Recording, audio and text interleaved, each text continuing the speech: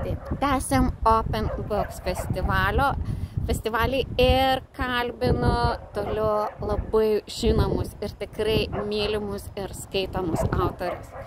Dabar kalbuosi su Aldona Ruseckaite, kuri rašo apie labai įdomias asmenybės, būdama pati nepaprastai įdomi asmenybė. Aldona, tikrai jūs esate labai įdomi ir jūsų požiūris rašant būtent knygas mane žavi tas, kad tai nėra bandymas atkapstyti ir pademonstruoti kažkokias nešvarias paslaptis kiekvieno žmogaus gyvenime, bet kad ir kaip būtų per laiką vertinama, tiesiog turiu minti, kad ir Salomėjos Nėries biografija, ar Maironio, tiesiog skirtingus, ką tik tai vyko Vinco Mykolaičio Putino ir jo 4 moterų knygos pristatymas, kad tiesiog vis tik tai išlaikant tą pagarbų atstumą su kiekvienu iš žymių Lietuvos žmonių.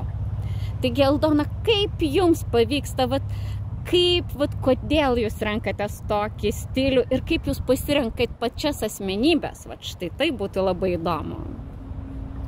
Tai pirmiausiai noriu pasakyti, kad jeigu aš nebūčiau dirbusi ilgus metus muziejuje, dirbau Maironio lietuvių literatūros muziejuje, tai vargu ar tokio stiliaus knygas rašyčiau, nes nesuprasčiau, kas yra archyvai, kaip jie gali būti naudingi, kokie jie yra neskelbti ir taip toliau. Tai galbūt čia nulėmė mano darbas, ilgametis darbas muziejuje.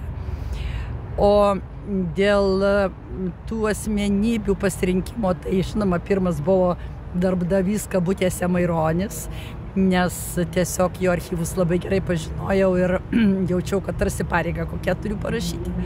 Na, o paskui jau rinkausi tuos autorius, kuriuos gal ir mylėjau ir apie kuriuos labiau žinojau, su kuriais gal daug metų kažką buvau dirbusi, paskaitas ar ekspozicijas. O tas santykis pagarbos, aš labai jo laikausi.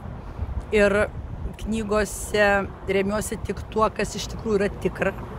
Ir kaip juokaujam, jeigu nuogirda, tai jinai tada kokia nors graži ir gera.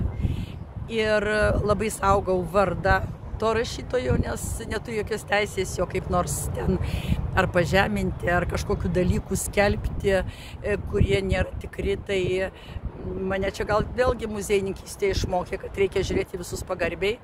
Ir tokiu atveju remiuosi dokumentais, tikrais faktais. Na ir jau tada kuriu savo siužetą. Tai tikrai man labai svarbu tiesa. Sakykime, kai rašiau apie Salomėją Nėrį, tai negali nuslėpti visokiausių dalykų, jos to tarybiškumo, visokių kitokių politinių momentų, bet turi labai objektyviai pateikti ir kiek įmanoma labiau iškapstyti, ką nors, kur ją pateisini, nepateisini, bet kur tiesą atskleidė. Na, o Mykolaitis, tai apie jį nemažai rašyta, yra dienoraščiai, yra visokios medžiagos, bet aš tiesiog pasirinkau per 4 jo pagrindinės gyvenimo moteris, motiną, seserį, žmoną ir muzą. Ir tada tokia kryptim ir tą medžiagą rinkau ir taip stengiausi irgi parašyti labai objektyviai ir kiek įmanoma šilčiau, nuoširdžiau, žinoma, ir įtaigiau ir stengtis rasti kažkokių detalių, kurios dar neskelbtos iki šiol. Tai kaip pavyko, tai pavyko.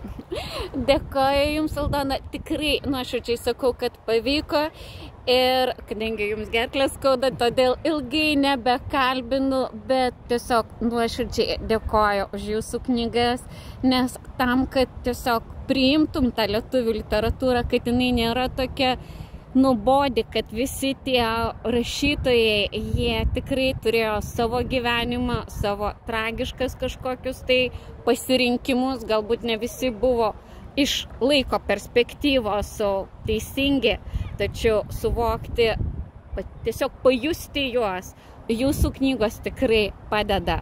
Labai dėkoju Jums, Aldona, ir tikrai nuoširdžiai kviečiu, būsite Londone. Kviečiu Jūs į knygyną. Dėkoju.